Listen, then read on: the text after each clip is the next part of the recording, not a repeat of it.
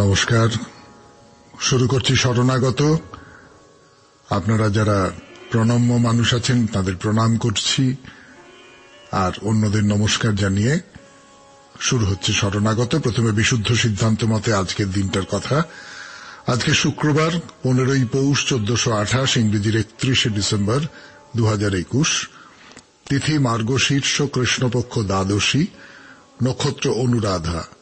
সূর্যোদয়ের সময় সকাল 6:20 হয়ে 27 সেকেন্ড। সূর্য অস্ত যাবার সময় বিকেল 4:58 হয়ে 37 সেকেন্ড। আজকে জন্মে বৃশ্চিক রাশি, বিপ্রবর্ণ, দেবগণ। রাত্রি 10:04 গতে দেবারিগণ। আজ বছরের শেষ দিন। আমাদের হোয়াটসঅ্যাপে চিঠি পাঠাবার নাম্বার 9831922927। চিঠির গোড়ায় অতি অবশ্যই SG লিখতে হবে। আর আমাদের ফেসবুক হলো শরণাগত সৌমিত্র, SHARANAGATA শরণাগত, SOUMITR সৌমিত্র। প্রত্যেক সোম, বুধ এবং শুক্রবার রাত 9:30টার সময় এই শরণাগত সৌমিত্র ফেসবুকের পাতায় আমি উপস্থিত থাকি আপনাদের সঙ্গে গল্প করবার জন্য। যদি না কোনো কারণে আটকে যাই, রাত্রিবেলাতেও সবসময় বাড়ি ফিরতে পারি না, আর বাড়িতে না ফিরলে আপনাদের সঙ্গে এই অনুষ্ঠানটা করা যায় না। এবারে তাহলে বলি আজকের অনুষ্ঠান সম্পর্কে। প্রথমে তো পুরাণ চিরন্তন। পুরাণ চিরন্তনে আজকে নতুন একজনের কথা বলবো। তার নাম আপনারা শুনেছেন, মুখে মুখে কথায় কথায় তার নাম ব্যবহার করা হয়, ত্রিশঙ্কু।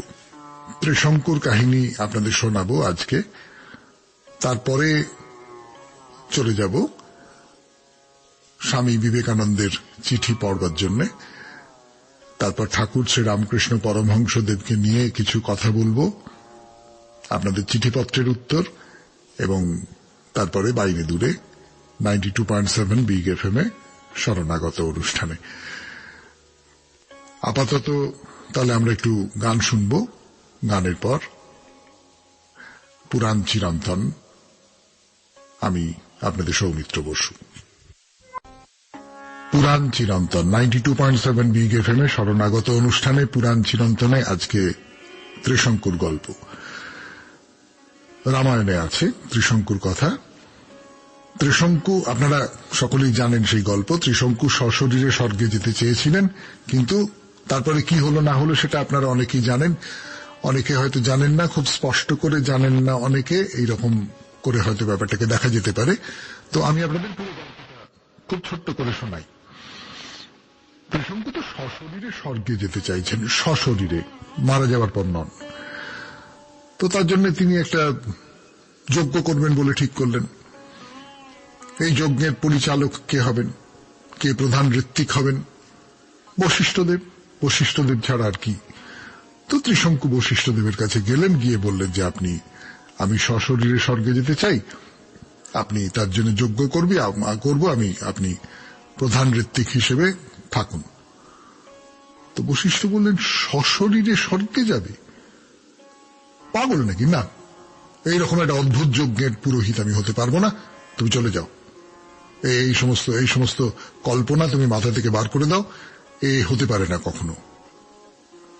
তো ত্রিশঙ্কুর খুব রাগ হলো।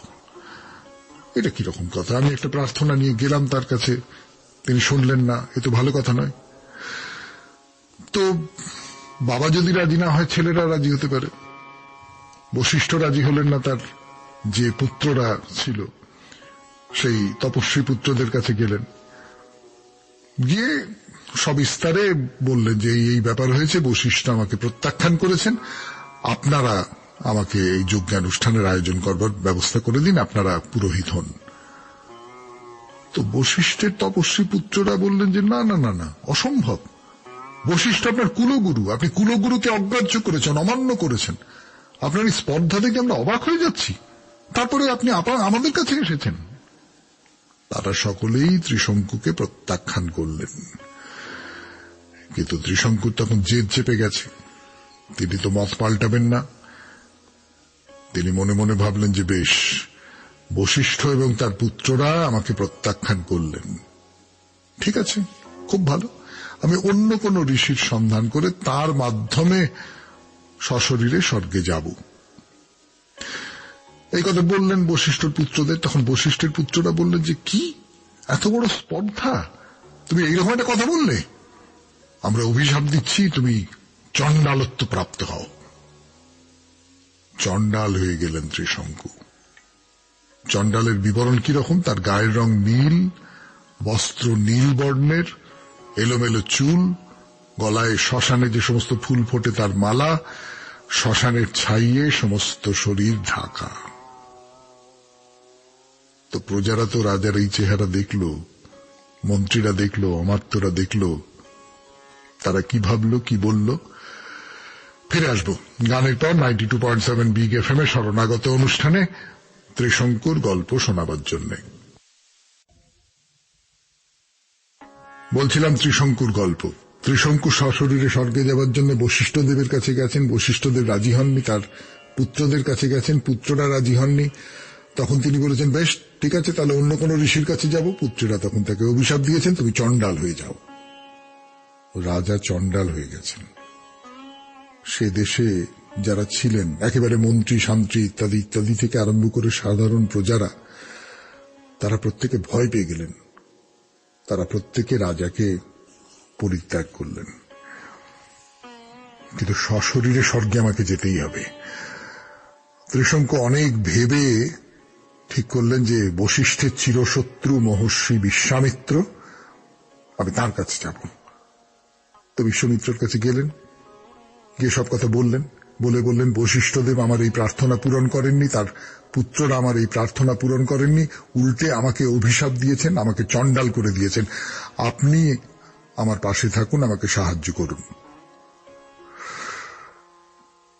বশিষ্ঠদেব শত্রুর বিরুদ্ধে লড়বার এইটা একটা সুযোগ বিশ্বামিত্রের কাছে। 2 নম্বর, ত্রিশঙ্কু একটা সময় বিশ্বামিত্র এবং তার পরিবারের খুব উপকার করেছিলেন।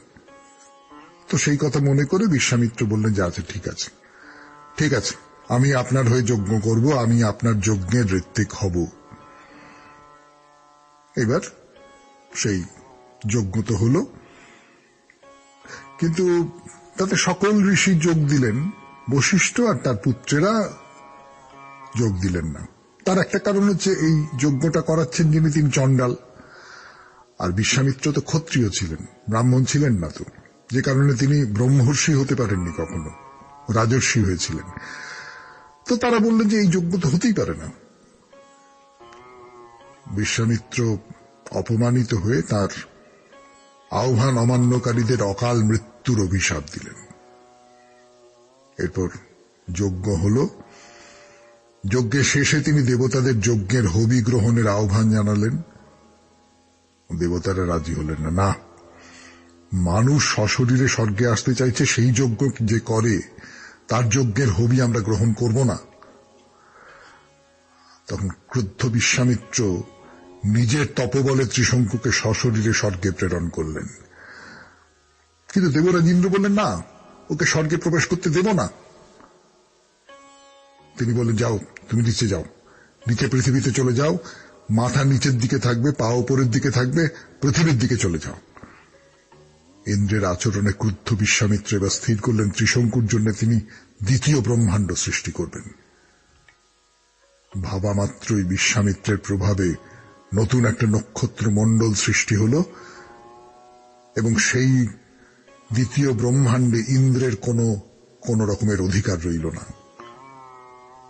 তো সমস্ত দেবতারা বিশ্বামিত্রের কাছাকাছি গেলেন, কিন্তু বিশ্বামিত্র বললেন যে না, এই নক্ষত্র মণ্ডলে ইন্দ্রের কোনো অধিকার থাকবে না, এখানে অধিকার থাকবে একমাত্র ত্রিশঙ্কুর। চণ্ডাল রূপী ত্রিশঙ্কু পৃথিবীতে নয়, মাথা নিচের দিকে পা উপরের দিকে যেভাবে বলা হয়েছে সেইভাবে আমার তৈরি করা এই নক্ষত্র মণ্ডলে দেবতার মতো অধিষ্ঠান করবেন।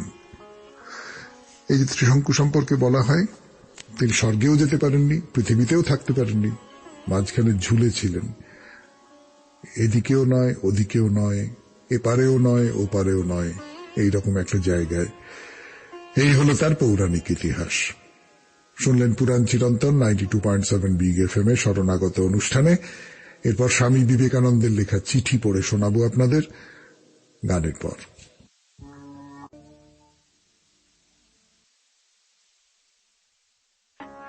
92.7 বিগ এফএম এ শরণাগত অনুষ্ঠানে এবার স্বামী বিবেকানন্দের লেখা চিঠি। স্বামী বিবেকানন্দ এই চিঠিটি লিখেছিলেন তার শিষ্যা মিসেস ওলি বুলকে 20 জানুয়ারি 1895 খ্রিস্টাব্দে। তার খানিকটা অংশ পড়ে শোনাই আপনাদের, তার বাংলা অনুবাদ। একখানা মেঘ চাঁদের উপর দিয়ে চলে যাচ্ছে, তাতে এই ভ্রমের উৎপত্তি হচ্ছে যে চাঁদটাই চলেছে। তেমনি প্রকৃতি, দেহ, জড় বস্তু এইগুলি সচল, গতিশীল। এদের গতিতেই এই ভ্রম উৎপন্ন হচ্ছে যে আত্মা গতিশীল। সুতরাং অবশেষে আমরা দেখতে পাচ্ছি যে সহজাত জ্ঞান অথবা প্রেরণা দ্বারা সর্বজাতির উচ্চ নিচ সব ধরনের লোক মৃত ব্যক্তিদের অস্তিত্ব নিজেদের কাছেই অনুভব করে এসেছে। যুক্তির দৃষ্টিতেও তা সত্য। প্রত্যেক জীবাত্মাই এক একটা নক্ষত্র স্বরূপ, আর ঈশ্বর রূপ সেই অনন্ত নির্মল নীল আকাশে এই নক্ষত্র রাজি বিন্যস্ত রয়েছে। সেই ঈশ্বরই প্রত্যেক জীবাত্মার মূল স্বরূপ। তিনি প্রত্যেকের যথার্থ স্বরূপ, প্রত্যেকের প্রকৃত ব্যক্তিত্ব তিনি। কতকগুলি জীবাত্মারূপ তারকা যারা আমাদের দিগন্তের বাইরে চলে গেছেন, তাদের সন্ধানেই ধর্ম জিনিসটার আরম্ভ। আর এই অনুসন্ধান সমাপ্ত হল যখন তাদের সকলকেই ভগবানের মধ্যে পাওয়া গেল এবং আমরা আমাদের নিজেদেরও যখন তার মধ্যে পেলাম। সুতরাং ভিতরের কথা হচ্ছে এই যে আপনার পিতা যে জীর্ণ বস্ত্র পরিধান করেছিলেন তা ত্যাগ করেছেন এবং অনন্তকাল যেখানে ছিলেন সেখানেই অবস্থিত রয়েছেন। তিনি কি এ জগতে বা অন্য কোনো জগতে আর একটি ঐরূপ বস্ত্র প্রস্তুত করে পরিধান করবেন? আমি ভগবৎ সমীপে হৃদয়ের সহিত প্রার্থনা করছি, যে পর্যন্ত না পূর্ণ জ্ঞানের সহিত তিনি তা না করতে পারছেন, তাকে যেন আর তা না করতে হয়। প্রার্থনা করি কাউকে যেন তার নিজকৃত পূর্ব কর্মের অদৃশ্য শক্তিতে পরিচালিত হয়ে ইচ্ছার বিরুদ্ধে কোথাও না যেতে হয়। প্রার্থনা করি সকলেই যেন মুক্ত হতে পারে, অর্থাৎ জানতে পারে যে আমরা মুক্ত। আর যদি বা আবার স্বপ্ন দেখতে হয়, তবে তাদের সে স্বপ্ন যেন শান্তি ও আনন্দপূর্ণ হয়। শেষ হল স্বামী বিবেকানন্দের লেখা চিঠি পড়া। এরপরে আমরা ঠাকুর শ্রী রামকৃষ্ণ পরমহংসদেবের কথায় আসব 92.7 বিগ এফএম এ শরণাগত অনুষ্ঠানে। নানান রকম তন্ত্র সাধনা করেছেন ঠাকুর শ্রী রামকৃষ্ণ পরমহংসদেব, তার কথা বলেছি আপনাদের গতদিন এই 92.7 বিগ এফএম এ শরণাগত অনুষ্ঠানে। তিনি এখন একেবারে অন্য মানুষ হয়ে গেছেন। মানে আমি একটা উদাহরণ দিই। তিনি যখন রোদ্দুরে গিয়ে দাঁড়ান তখন তার শরীরে কোনো ছায়া পড়ে না, একেবারে কাঁচের মতন হয়ে গেছেন তিনি, ঝকঝক করছেন যেন সবসময় এইরকম। তো এইভাবে তো তিনি সিদ্ধ পুরুষ হয়ে গেলেন। সিদ্ধ পুরুষের সঙ্গে আর একটা ব্যাপার একটু মিশে থাকে, সেটাকে বলে সিদ্ধাই। আপনারা জানেন নানান রকম অলৌকিক ক্ষমতা ইত্যাদি ইত্যাদি থাকে। তো এই অলৌকিক ক্ষমতাকে যদি কেউ গ্রহণ করে তাহলে তার শেষ পর্যন্ত ঈশ্বরকে পাওয়া হয় না, সে তখন সিদ্ধাই নিয়েই খুব খুশি থাকে, সুখী থাকে। সেই কথাই বলবো আপনাদের, তার জন্যই বলবো, তার জন্যই বসেছি, তার জন্যই এই গল্প বলবো। মনে আছে ভৈরবী যখন প্রথমে এসেছিল তখন বলেছিল আমার আরো 2 শিষ্যের কথা আমাকে মা বলেছিলেন, তারা বাংলাদেশ, মানে এখনকার বাংলাদেশ, তখন পূব বাংলা, সেইখানে থাকে। তো সেই দুজনের নাম ছিল চন্দ্র আর গিরিজা। তো এই চন্দ্র আর গিরিজা পূব বাংলা থেকে খুঁজতে খুঁজতে খুঁজতে খুঁজতে এই দক্ষিণেশ্বরে চলে এসেছে। দুজনেরই প্রচুর সিদ্ধাই টিদ্ধাই হয়েছে আর কি, মানে দুজনেরই প্রচুর অলৌকিক ক্ষমতা হয়েছে যেটা সাধারণ মানুষের থাকে না, এবং সেই অলৌকিক ক্ষমতা নিয়ে তারা খুব মেতে আছে। কিরকম কিরকম অলৌকিক ক্ষমতা? চন্দ্র, আপনারা জানেন চন্দ্র আর গিরিজা এই দুজন। চন্দ্র তার গুটিকা সিদ্ধি হয়েছিল। গুটিকা শুদ্ধি মানে একটা মন্ত্রপুত গুটি ছিল তার, সেটা ধারণ করলেই সে অদৃশ্য হয়ে যেতে পারত, অশরীরী হয়ে যেতে পারত। তো অদৃশ্য হয়ে যেখানে খুশি চলে যেতে পারে, তাকে কেউ দেখতে পাবে না, সে সম্পূর্ণ লোকের চোখের আড়ালে চলে যেতে পারে। এই শক্তি পেয়ে তার একে তো প্রচন্ড অহংকার হয়েছিল, এবং সে এই শক্তির সুযোগ নিয়ে নানান রকম করতে লাগলো। কিরকম? যখন তখন যেমন খুশি যেখানে খুশি যাতায়াত করতে পারি। ওই যে দোতলায় সুন্দরী মেয়েটা, ওর ঘরের মধ্যে ঢুকে পড়লাম, পর্দা টর্দার ঘেরাটোপের মধ্যে সে থাকে, অন্তঃপুরের মধ্যে থাকে, আমি ঢুকে পড়লাম, আমাকে তো কেউ দেখতে পাবে না। দরজা যদি বন্ধ থাকে তাহলে জানলার গরাদের ফাঁক দিয়ে ঢুকে যাব, দেয়ালের কোনো ছিদ্র পথ দিয়ে ঢুকে যাব। চন্দ্র এরকম করে সেই যে বড়লোকের মেয়েটি, সেই বড়লোকের মেয়েটির ঘরের মধ্যে ঢুকে পড়তে লাগলো, প্রেমে পড়ে গেল তার, এবং দিবারাত্র সেই মেয়েটির ঘরের মধ্যে থাকতে থাকতে থাকতে থাকতে তার যে সিদ্ধাইয়ের শক্তি, সেই শক্তিও নষ্ট হয়ে গেল। এতদিনের তার যে সাধনা, সেই সাধনা পুরোটা নষ্ট হয়ে গেল। এই হলো আমাদের একজনের কথা, চন্দ্রের কথা। আর গিরিজার কথা বলবো 92.7 বিগ এফএম এ শরণাগত অনুষ্ঠানে গানের পর। গিরিজার কথা বলতে বসেছি, তার সিদ্ধাইয়ের ধরনটা কি 92.7 বিগ এফএম এ শরণাগত অনুষ্ঠানে। সেটা কিরকম? তো একদিন শম্ভু মল্লিকের বাগানে বেড়াতে গেছেন ঠাকুর, গিরিজার সঙ্গে আছে। এখন ঠাকুর শ্রী রামকৃষ্ণ পরমহংসদেবের একটা সমস্যা ছিল, সেই সমস্যাটা হচ্ছে ঈশ্বর, মানে তিনি যে কথাই বলতেন সেই সমস্ত কথাই আসলে ঈশ্বরকে নিয়ে। ভগবত কথা ছাড়া, ভক্তির কথা ছাড়া, ঈশ্বরের কথা ছাড়া তিনি অন্য কোনো কথা বলতেই পারতেন না। তো এই নিয়ে কথাটা হচ্ছে, দুপক্ষই একেবারে মাতোয়ারা। হ্যাঁ, যাকে বলছেন শম্ভু মল্লিক তিনিও মাতোয়ারা, ঠাকুরও মাতোয়ারা। এই করতে করতে করতে করতে কখন সূর্য ডুবে গেছে, রাত হয়ে গেছে, অন্ধকার নেমে এসেছে, এরকম একটা অবস্থা। সে এক প্রহর রাত হয়ে গেছে। তো পথে এসে দেখেন তো বিষম অন্ধকার। ঈশ্বরের কথা বলতে বলতে এত তন্ময় হয়ে পড়েছিলেন যে একটা লণ্ঠন চেয়ে আনলেই হতো, সেই কথাটা পর্যন্ত মনে ছিল না। আর কি করে যান? এক পা হাঁটেন তো হোঁচট খান, দু পা হাঁটেন তো দিক ভুল হয়ে যায়। কি হলো বলো তো, কি করি এখন? দাঁড়ান দাঁড়ান, আমি আলো দেখাচ্ছি। গিরিজা পেছন ফিরে দাঁড়ালো, তার পিঠের থেকে আলো বের হয়ে গেল। সেই আলো একেবারে সে একদম দরজা পর্যন্ত চলে গেল। তাহলে গিরিজার এই ক্ষমতাটা ছিল, সে অন্ধকারে আলো জ্বালতে পারত, পিঠ থেকে আলো জ্বালতে পারত। তো তাতে কি হল? ঠাকুর ভুলে গিয়েছিলেন, সেই জন্য লণ্ঠন টন্টন আনা হয়নি। কিন্তু শম্ভু মল্লিকের বাড়ি থেকে গিয়ে যদি চাওয়া হতো একটা লণ্ঠন, দিয়ে দিত সেই লণ্ঠন। যে তাহলে সিদ্ধাইয়ের ফলে এই শক্তিটা হলো যে লণ্ঠনের বদলে সে নিজের পিঠ থেকে আলো বার করতে পারে। এতে করে কি হবে? এই সিদ্ধাই নিয়ে নানান রকমের সমস্ত গল্প আছে।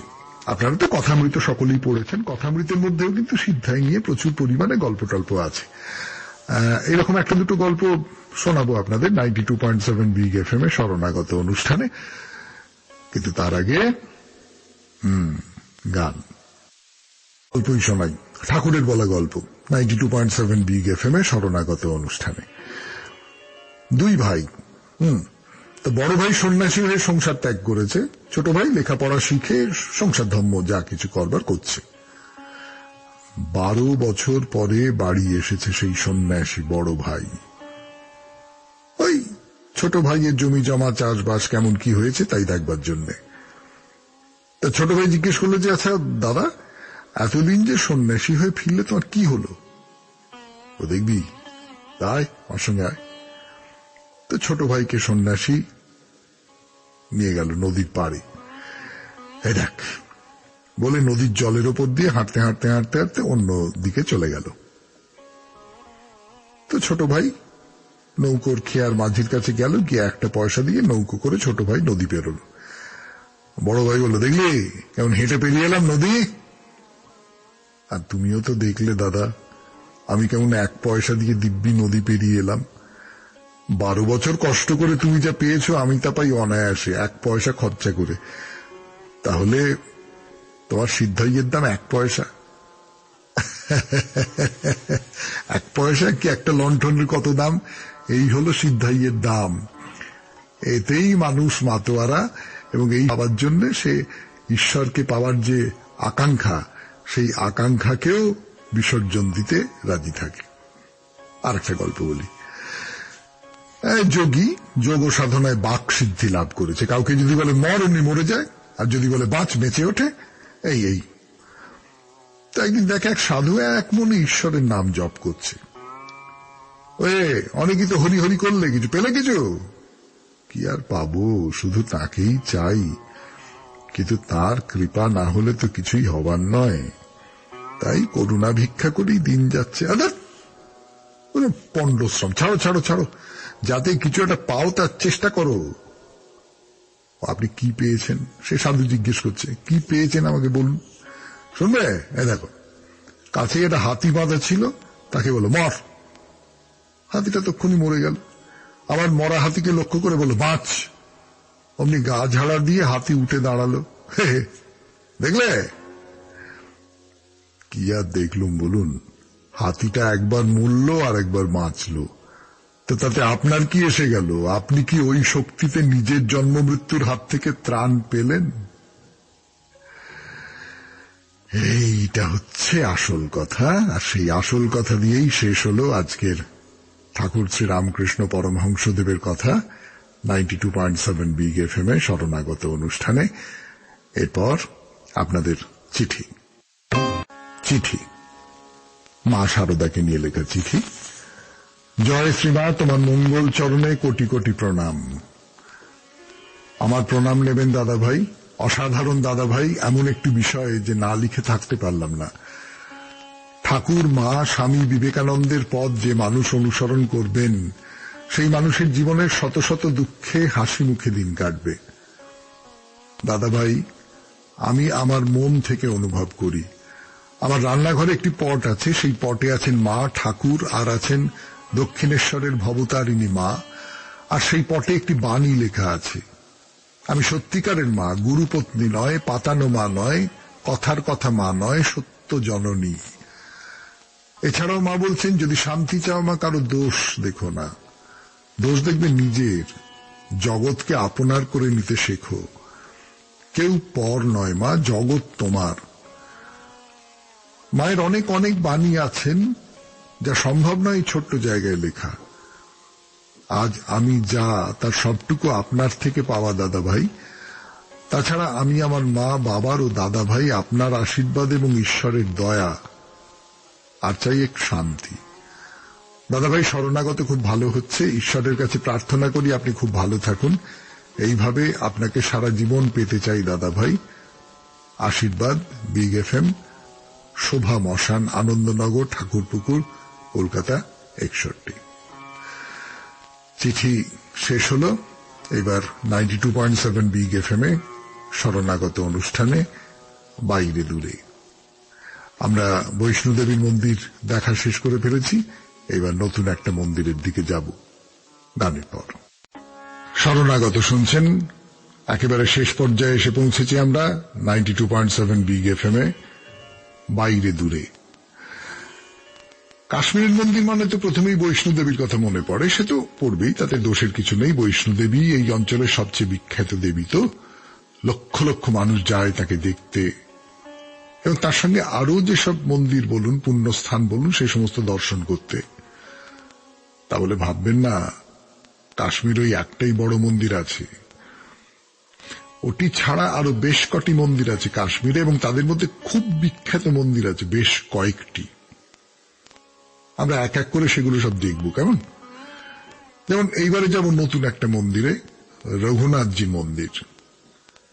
মুখে বললাম বটে রঘুনাথজির মন্দির মানে রামচন্দ্রের মন্দির, কিন্তু আসলে এটা একটা কোনো মন্দির নয়, 7টা হিন্দু মন্দির নিয়ে একটা জায়গা। আসুন যাওয়া যাক সেখানে। শুনছেন শরণাগত 92.7 বিগ এফএম এ। আমি আপনাদের সৌমিত্র বসু। বাইরে দূরে রঘুনাথজির মন্দিরে এসেছি আমরা, কাশ্মীরের রঘুনাথজির মন্দির। মানে সে মন্দির তো নিশ্চয়ই দেখব, কিন্তু তার আগে যেমনটা আমরা করি আর কি, এই মন্দির নিয়ে কিছু কথা, কিছু তথ্য, কিছু খবরাখবর আপনাদের জানিয়ে দেব। কেমন? এই মন্দিরটাও তৈরি করেছিলেন তখনকার রাজা গুলাব সিংহ, যিনি বৈষ্ণোদেবীকে আবিষ্কারের পর তার মন্দির গড়বার জন্য সেই যুগে 5 লক্ষ টাকা দিয়েছিলেন। 1835 খ্রিস্টাব্দে আমাদের এই রঘুনাথজির মন্দির তৈরির কাজ শুরু হয়। 1857 খ্রিস্টাব্দে গুলাব সিং এর মৃত্যু হয়। তখনও পর্যন্ত রঘুনাথজির মন্দির তৈরির কাজ শেষ হয়নি। তার ছেলে মহারাজ রণবীর সিং সেই অসম্পূর্ণ কাজ সম্পূর্ণ করেন। যেটা একটু আগেই বলছিলাম, নামে রঘুবীরের মন্দির হলেও এখানে বেশ কিছু দেবদেবী অধিষ্ঠিত আছেন, অন্য অন্য দেবদেবী। তাই বলা বাহুল্য প্রধান দেবতা তো রঘুনাথ, রামচন্দ্র। মন্দিরের যে মিনারগুলো, সেগুলো যেন পেঁচিয়ে পেঁচিয়ে উঠেছে, আর সেই সব মিনারগুলোয় চমৎকার সব সোনালী কাজ করা। গোটা মন্দির জুড়ে প্রায় 300 দেবদেবীর মূর্তি। তাদের মধ্যে বিশেষ করে চোখে পড়ে দুজনকে, সূর্য আর শিব। এদের বাইরে আর যারা আছেন, রামচন্দ্রের কিংবা শ্রীকৃষ্ণের জীবন কথার সঙ্গে তাদের কোনো না কোনো ভাবে সম্বন্ধ আছে। রামচন্দ্রের মন্দিরে শ্রীকৃষ্ণের মূর্তি কেন? তিনি তো মহাভারতের চরিত্র। এমন একটা প্রশ্ন যদি কেউ করতে চান, তাহলে তার একটা পরিষ্কার উত্তর আছে।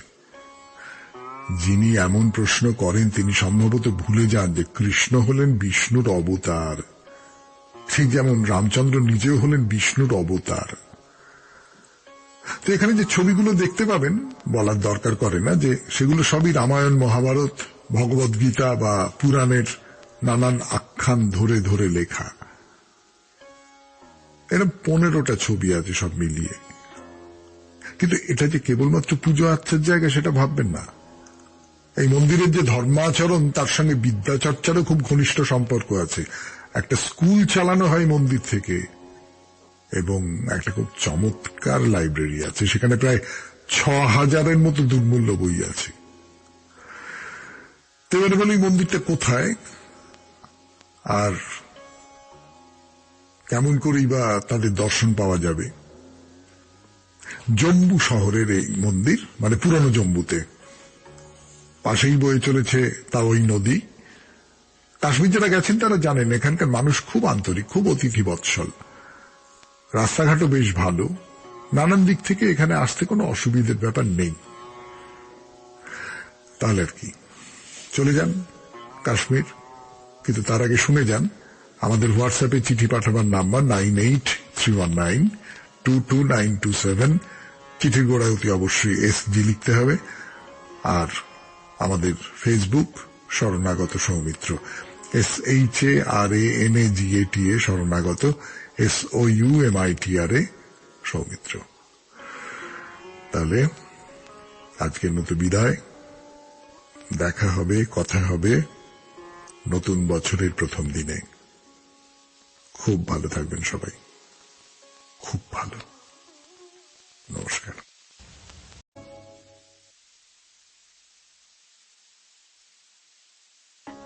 নমস্কার।